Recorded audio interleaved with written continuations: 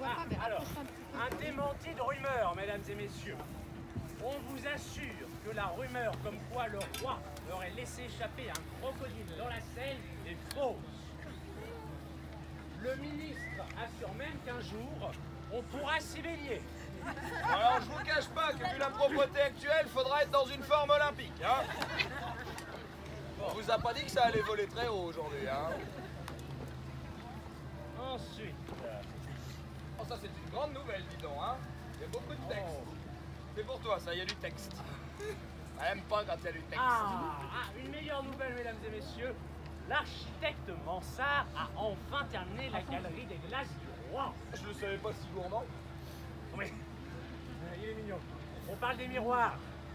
Une salle entière, mesdames et messieurs, pour y scander miroir, mon beau miroir, ou plutôt mes beaux miroirs. Imaginez un peu, 73 mètres de long, 13 mètres de large, 12,5 de haut. Vache, on peut en mettre des glaces là-dedans, hein. 357 pour être précis. Bon, alors moi je vais être perdu sur les parfums, j'en connais peut-être 10. Genre il y a vanille, il y a fraise, il y a chauveur. Il est gentil.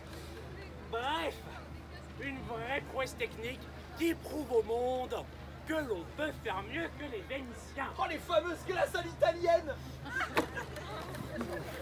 Non mais tu m'en rabats le cornet de tes sottises Sur là. le cornet de glace. Non, ok, c'est bon. On passe à autre chose. Ouais. T'as aucun humour de toute façon. Moi je vois les gens, ils sont chauds, je parle de au glace, soleil, mon ils humour. standent là-bas. Vas-y, c'est moi qui lis. Oh, il y a beaucoup de texte. Ah! Nous avons des nouvelles de l'opération de notre bon roi. Bah il était malade. Non, tu sais, il était indisposé.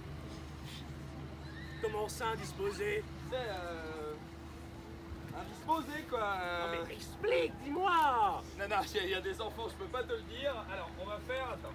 Passez-moi un crayon, on va faire un rébut. Ah, c'était rapide. Ah, je dessine vite. Alors, mon grec est un peu rouillé, mais ça c'est un fi. Tu le an. Ah. Oh, mais t'es malade, mais on peut pas montrer ça aux gens. C'est ce qu'il avait le roi, hein. C'est pas ma faute. Hein. Je suis désolé, moi je t'avais dit qu'on pourrait pas le dire devant les gens. Hein. Bon. Alors voilà, maintenant j'ai des images horribles plein la tête, merci. Ça s'est bien passé au moins cette affaire? L'opération du roi s'est plutôt bien passée. Pour cela, son barbier chirurgien, Charles-François Félix, a développé des outils et des techniques spéciales après des heures et des heures d'entraînement. Comment ça l'entraînement? Eh bien, avant de s'attaquer aux petits problèmes postérieurs du roi, le roi lui a dit « Entraînez-vous, mon ami, toutes mes galères et mes prisons vous sont ouvertes. » Donc il s'est entraîné sur des volontaires commis d'office. Ouais, c'est bon, on a compris. La suite, alors. Eh bien, tout s'est bien passé comme je vous le disais. Il faut dire que le roi n'était pas seul dans cette aventure. Heureusement, il y avait à ses côtés Madame de Maintenon, sa favorite. Elle avait même demandé, pour l'occasion, au grand compositeur Lully, de lui écrire une ballade qui allait l'accompagner. Il a donc écrit un grand morceau, « Dieu sauve le roi ». Les paroles ont été écrites par Madame de Brinon et le tout a été chanté par les chœurs de Saint-Cyr. Imaginez tout ce beau monde qui accompagne le roi en musique pendant que le chirurgien barbier travaille. La France a retenu son souffle un instant. Mais le roi n'était pas seul et il a fait preuve d'une grande vaillance. Il a donc tenu cette opération pendant que la douce musique résonnait. Le chirurgien a opéré calmement, lentement, et tout, mes amis, s'est plutôt bien passé. Alors, il va avoir quand même un petit peu de temps de convalescence, notre pauvre roi. Mais n'ayez crainte, car je sens, peuple, que vous avez peur pour votre roi. votre roi est sauvé. Qu'est-ce que tu fais comme petite histoire? Le sous-texte. Tu fais le sous-texte. Tu fais le sous-texte, d'accord. Donc, mesdames et messieurs, notre bon roi s'ennuie, il ne peut plus chasser. Il s'est donc enfermé dans son cabinet de curiosité où il collectionnerait actuellement plus de 21 000 médailles. Afin de l'accompagner dans son prompt rétablissement, notre troupe ne peut faire grand-chose, mais nous allons vous proposer de lui rendre hommage en lui présentant ses saluts de cour par nos guerriers. Merci à vous pour le savoir et admirez les saluts de cour. Prends à la table, toi. Enfin.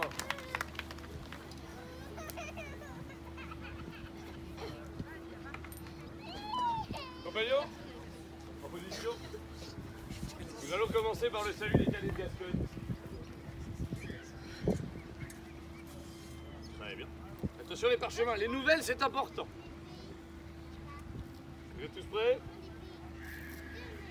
Compagnons, en position. Compagnons, saluez.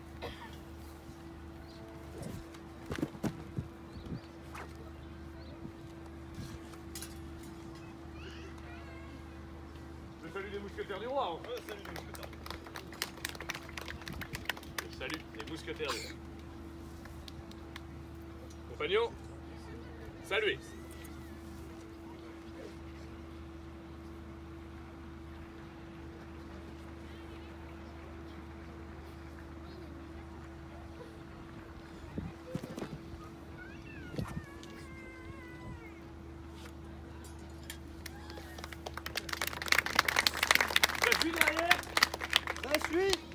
J'ai l'impression qu'ils suivent vachement bien. En honneur à notre bon roi Louis XIV, nous allons lui faire son salut de cour préféré.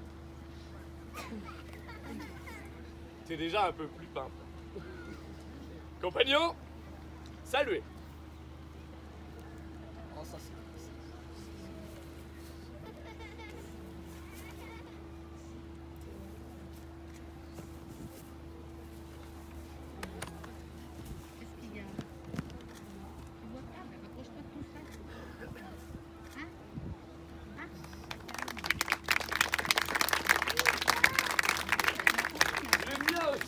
Notre bon roi.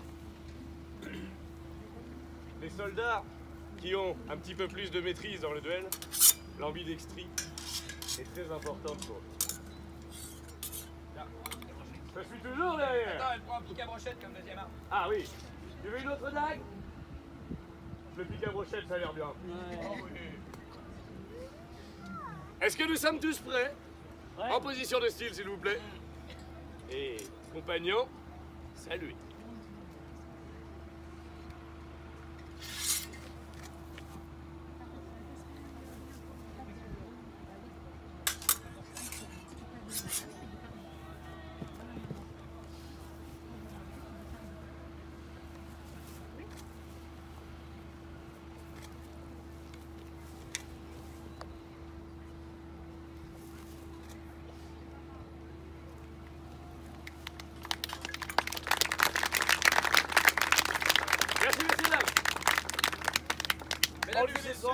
Un bon rétablissement. Nous vous remercions, comme je l'ai dit en préambule, nous faisions une courte scénette pour l'instant, mais ça tombe bien, car vous avez les cadets de Giseux qui sont en train d'arriver juste derrière vous. Vous allez pouvoir les suivre, et quant à nous, on vous donne un rendez-vous à 15h30, juste ici, pour le coup, pour notre vrai grand spectacle de la journée. Et on vous dit à tout à l'heure. Merci, messieurs, dames.